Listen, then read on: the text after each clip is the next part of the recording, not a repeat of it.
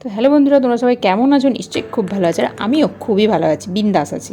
তো যাই হোক, চলো ঘরের কাজকর্ম দেখো কমপ্লিট করে ফেলেছি, সব কিছু কাজকর্ম সব হয়ে গেছে। এবার এখানে ঠাকুর ঘরে চলে এসেছি। ঠাকুর ঘরে দেখো পুজোও কিন্তু কমপ্লিট হয়ে গেছে আজকে, কারণ অভিজিৎ যাবে অফিস, তার জন্য পুজোটাও কমপ্লিট করে ফেলেছি।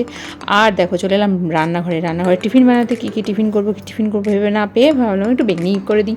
সেই জন্য দিয়ে দিলাম কড়াইয়ের তেল, বেগুনটা কেটে নিলাম, দিয়ে বেসনটা ফেনিয়ে নিয়ে ভালো করে করলাম। আর এদিকে দেখছি দাদাভাই নিয়ে এসছে চপ। আবার কি করবো, তাহলে ওগুলো আবার ভরে রাখলাম ওতে। আর এদিকেও সবজি বাজার নিয়ে এসছে, সবজিতে ছিল ধনেপাতা, লাল শাক, টমেটো, বেগুন ইত্যাদি ইত্যাদি ইত্যাদি সব ছিল।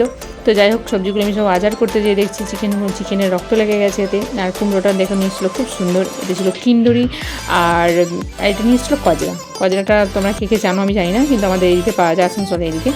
তো যাই হোক, আর দেখো চিকেন নিয়ে এসছে, আর এখানে যে বোনলেস চিকেন, দু রকমের চিকেন আনা হয়েছিল। আর টিফিনটাও আজকে জাস্ট জমে গিয়েছিলো, চপ বেগনি দিয়ে খেয়ে নিলাম। আর আজকে ওয়েদারটা দেখো দারুণ ছিল, আর আকাশটা খুব সুন্দর লাগছিলো দেখতে, তাই না? আর এই সময় আকাশটাকে সত্যিই দেখতে ভালো লাগে। তো যাই হোক, চলে এলাম একটুখানি ব্যালকনিতে ঘুরতে। দেখলাম আমার সব গাছপালা সব ঠিকই আছে। আর তারপরে দেখো রান্নাও করছিলাম, রান্না করার সময় চিকেনের কালারটা কেমন হয়েছে অবশ্যই কিন্তু জানিও। তো চিকেন হয়ে গেছিলো, ঢেলে নিলাম। তারপরে কী করলাম, গ্যাসটা পরিষ্কার করে নিলাম, পরিষ্কার করে নিয়ে কোনো রকমে করে নিলাম। তারপরে দিদিভাই আমাকে কী বলছিল বড় বড় চোখ করে, যাই হোক ও বলতেই থাকে, আমিও শুনতে থাকি। আর এদিকে দেখো অভ্র মিষ্টুকে খেতে দিয়ে দিয়েছি। অভ্রর মুখটা এরকম লাগছিলো, কারণ ওদের দু ভাই বোনের মধ্যে ঝগড়া।